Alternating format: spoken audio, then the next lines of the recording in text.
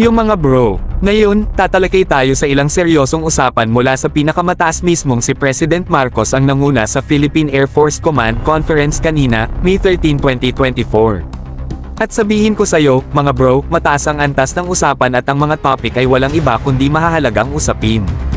Ngayon, ayon sa chismis, isa sa mainit na usapin sa conference ay wala pang iba kundi ang AFP Modernization Program, na may espesyal na focus sa Philippine Air Force. At alam mo, panahon na para magbigay liwanag sa usapin na ito, di ba? Kung sinusundan mo ang aming mga balita, maalala mo na binabantayan namin ang Multirole Fighter Acquisition Program na binibigyan ng prioridad ng DND. Well, alam mo ba? May chismis na itong programa ang isa sa mga napag-usapan ngayon. Talagang gumagalaw tayo patungo sa tamang direksyon. Pero teka, may dagdag pa, may chismis din tungkol sa mga diskusyon sa isyu sa West Philippine Sea.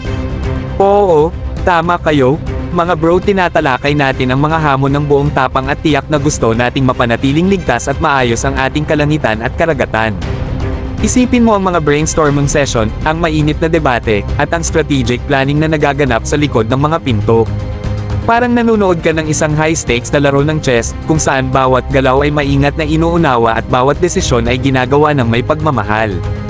Kaya heto, cheers kay President Marcos at sa Philippine Air Force, na nangunguna at nagtatakda ng landas patungo sa isang mas maliwanag, mas ligtas na hinaharap. Manatili sa amin para sa mga karagdagang balita mula sa harap ng pambansang depensa, dahil sa amin, ang langit ang limitasyon.